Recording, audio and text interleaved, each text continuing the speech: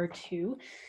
So I guess I would just start by saying, were you at all familiar with the Ms. Marvel comics prior to being cast on the show?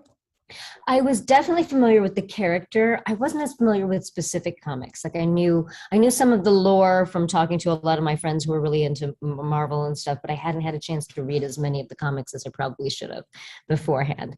But I was so excited. I remember actually when Iman Vellani was cast and they put the news out, and I remember tweeting about it, being so excited to see her, and I had so many friends who were so excited. So just she's always the character of Ms. Marvel has been sort of in my environment for a very, very long time. Cool. And had you been a superhero fan before? Yes, since childhood. I mean, when I was, back in my day, we didn't have a whole lot of heroes. No, we had when I was a kid, it was Wonder Woman, because that was the woman that you had. But then in college, it was all about the X-Men for me. I was really, really into the X-Men. I loved how Marvel and Stan Lee at that time had created these stories about these heroes that were flawed, just like we are. They weren't perfect. They had all sorts of very human problems, even though they were mutants. And I really, really got into those. And then after that, when the movies started coming out, I enjoyed the movies. And then as Marvel movies started coming out, I was trying to keep up with those. It's a lot to keep up with, but I'm still trying to keep up with all of them. I just appreciate that you are the increasingly rare person who can love DC and Marvel equally. Well, it's not even so much equal as they're two completely different beasts. They're two completely different worlds with not different ethics, but different aesthetics, I think. And so you have to appreciate each one of them for what they are, even if you don't necessarily like what one is more than the other. You have to appreciate them for what they are. And since I grew up with Wonder Woman, that was a part of, and the Justice League and all of that, the Super Friends on Saturday morning, I would watch Saturday morning cartoons. So I grew up with them. So they were a part of my sort of comic lexicon. But then to have Marvel come in and it just felt like, for me, it's the same as different games that you're playing online or different books that you're reading. Like, more is more. I don't think of them as being in competition. I think of them as working like this in tandem.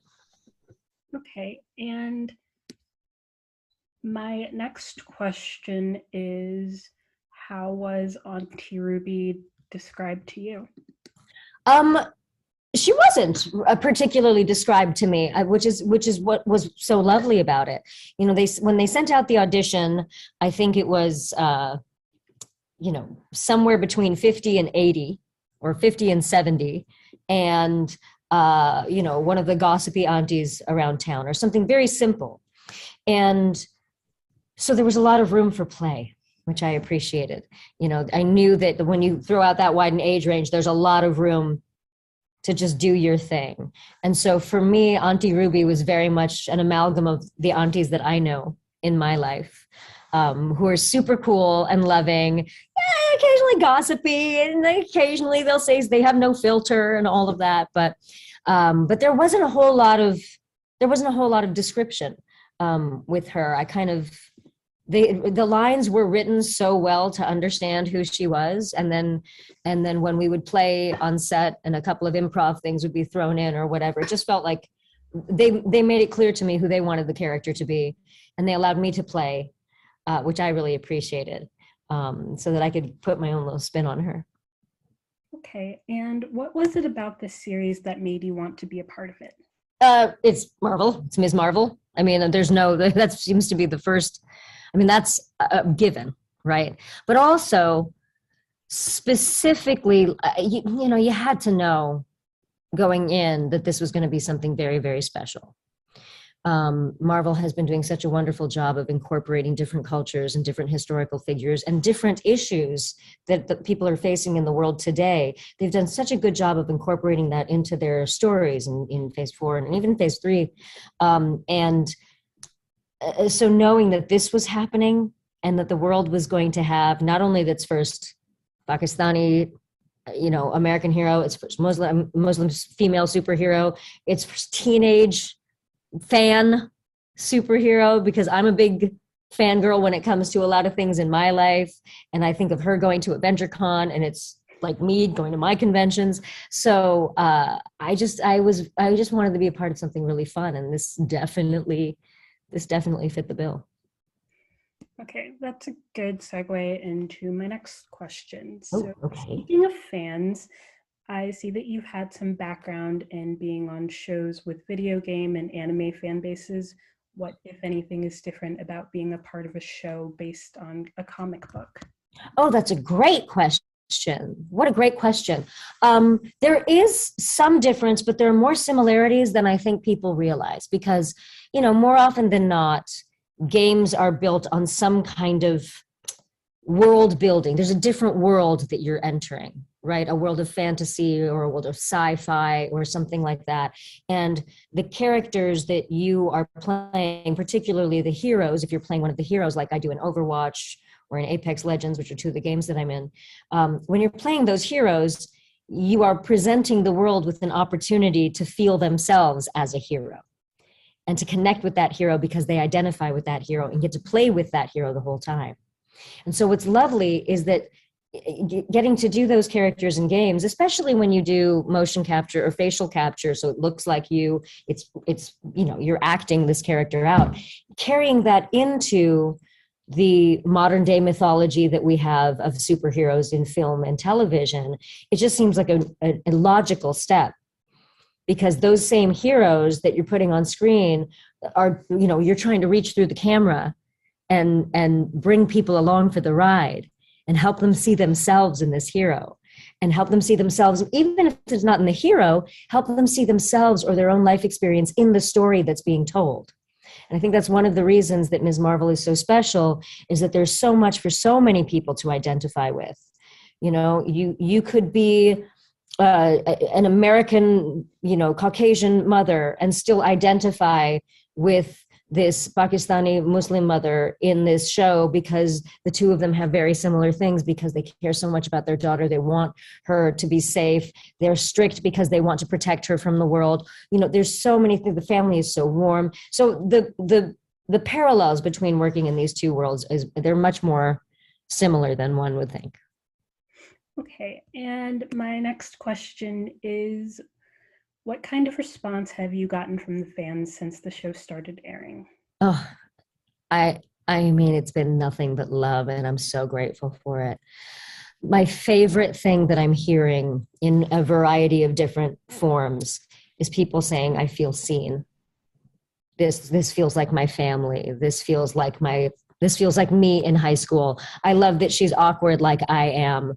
These parents seem like my parents, because I think it's such a powerful thing when any person of any background, of any gender, of anything, when a person feels seen and understood, especially in books and games and shows, when you feel seen and you feel represented, there is just a sense of empowerment and positivity that you can carry into the world that's a little bit more than it was before. When you feel like you are being made an other by the world, it can be a very difficult and lonely feeling, and it's hard to shine your brightest. When you feel like you're alone, when you feel like you're alienated. But when you feel seen, when people feel seen, I think people can be so much more powerful, and it's such a wonderful force in the world. So to hear that from so many people of all ages, genders, backgrounds, religions, has been really, really special. It's been really special. Okay, my next question is kind of twofold, and it is, what were some of your favorite scenes to film for the show? And if anything, what are you allowed to share about what you're looking forward to about the season finale? Well, the wedding and Eid, those two episodes, so episode 2 and 3, were just so much fun, but especially the wedding. The wedding was just pure joy. It felt like we were at a Pakistani wedding. with the dancing and everybody eating and enjoying each other. And it was so joyful. And the set was already always joyful and light, and everyone there was so lovely. But those particular days were so much fun. And I remember there were these lovely ladies that I got to spend a ton of time with at the fake wedding table that we were all sitting at, and we were all supposed to be the aunties. And some of them maybe didn't necessarily get a ton of screen time, but I felt so close to them because I was hearing all of their stories, and they were so much fun. It literally felt like this is my community, this is my neighborhood. I'm getting to know all of these people, and they're so cool, they're so dope, of all ages and all backgrounds. And so I really loved filming that. That was fun. And of course the dance, I love dancing, so that was really fun. What can I share about episode 6? This is only a spoiler for anyone who has not watched episode 5. So if you've not watched episode 5, don't listen. But in episode 6, I'm really excited to see, and I'm excited for the world to see, how the episodes preceding that, which take place in Pakistan, how those episodes now play into her life back in Jersey, and how that story gets woven into who she is in her modern day life and who she is back here. Because I think it will be a beautiful thing for people to see how this young girl who maybe knew her culture but didn't identify with it as strongly as she did after this trip to Pakistan. I think people are going to many people, particularly children of immigrants like me, are going to identify with that feeling of, wow, I don't have to choose between one or the other. The two together is where the power is, where the sauce is. It's where the beauty is. It's the connecting of the person that you are in both cultures and bringing those two together that makes your personal story extra special. And I'm excited for people to see how Kamala steps into her own power, her personal power, her powers as well. It's a really fun thing. Sounds like it should be good and possibly a tearjerker because it is Marvel. But I mean, they did a pretty good job in episode 5 of doing that, right? Oof. Yeah, and we all knew what we were signing up for. So. We absolutely I love that you said that. We did know. We were prepared. Okay, so I noticed that you released a book earlier this year. Would you mind me asking what inspired you to write it? The book, it actually hasn't been out in wide release yet. We're going to be releasing it August 29th. It'll be online. But the book is called I Am Fun Size and So Are You. Thoughts from a Tiny Human on Living a Giant Life. And it was inspired by this web series that I created, particularly as a love letter to the gaming community and the online community of I hate using the word fans because I feel like it separates us. It's just this community of people who love these things that I love, that I just happen to be working in, but we all love the same things. But they were so generous and so kind and so artistic and so lovely to me. I wanted to give something back, but I didn't know what I had that would be, what I had that no one else had offered. And what I realized was the one thing I have that no one else has to offer is my set of experiences and what I've done with them. That's what makes all of us unique, right? And so if any of my experiences can help someone else who's going through something similar, if sharing that story might make them feel less alone, I want them to feel that. And a lot of folks in the community had been DMing me and asking me personal questions of their own, and I didn't feel qualified because I'm not a doctor. I just play them on TV. But I do feel qualified to share my stories. So I started this series, I Am Fun Size, and the title is not a reference to my petite stature. It's actually because I think everybody is fun size. I think everybody is built for fun. We are all built for magnificent, fun, giant, huge lives. But a lot of times the world has a way of making us feel small or alone or scared. And to have someone there with you, either cheering you on or shining a flashlight in a dark time or making you laugh, to have someone with you is really one of the greatest ways to trust that you are going to be able to make it through with this.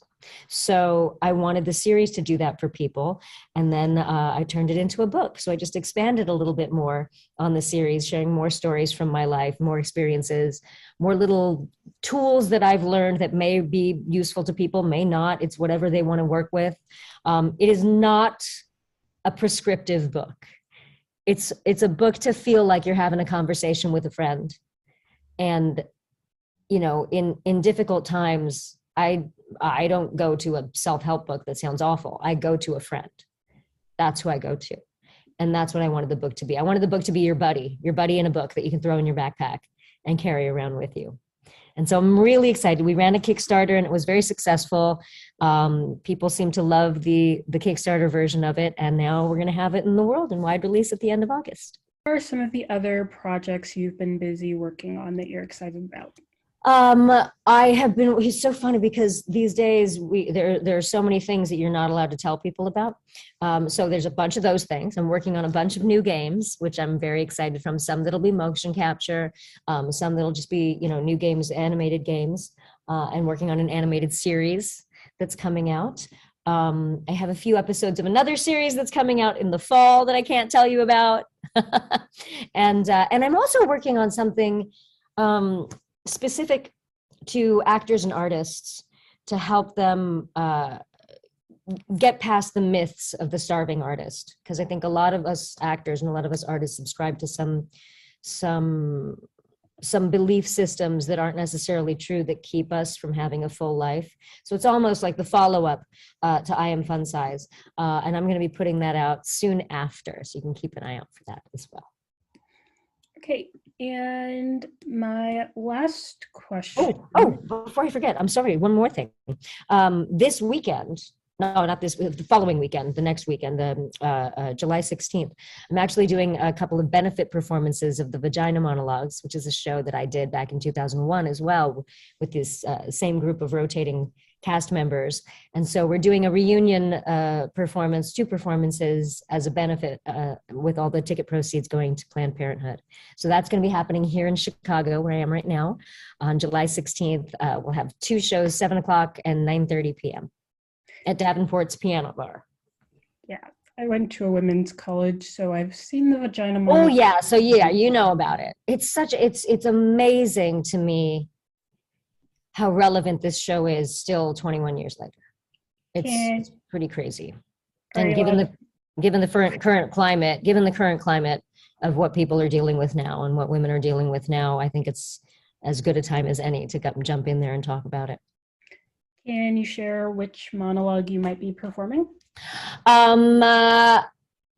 I could. I wonder if that's, I guess that's not a spoiler. I'll be performing one called Hair, one called My Vagina is My Village, and one called Sex Worker. Okay. Yeah, it's good. It occurs to me that those usually happen around Valentine's Day, but then with They do because of V-Day, but I think we wanted to do this. We're calling it a vagina reunion. We wanted to do it particularly because of the timing of what was going on in the world, and to do it as a benefit, specifically, after Roe versus Wade has been overturned and such. I think the timing of this was specifically for this. Well, I hope it's well received by everyone who tunes in. So then my last question will be, what would you like to say to everyone who are fans and supportive of your work and of the series? You are never alone. You are never, never alone. Your journey is unique, but you are never alone. And if you feel like you are, you can always look to stories. You can always look to the internet to meet people. You can always look to places around you, to people, but you can also look to stories to learn more about yourself and to realize that someone somewhere has had an experience like what you're going through. So if it's a tough time, please, please, please reach out. Reach out by reading a book, reach out by talking to a person. There's so many different ways, because the world would really, whoever you are, there is only one of you in the world. And without you, we lose that. We lose that expression. We lose that unique combination of things that makes you you. So anything that you're going through, yeah, it's unique, but there are people cheering you on. There are people on the sidelines that you may not even know that are here to support you. And I'm one of them. So.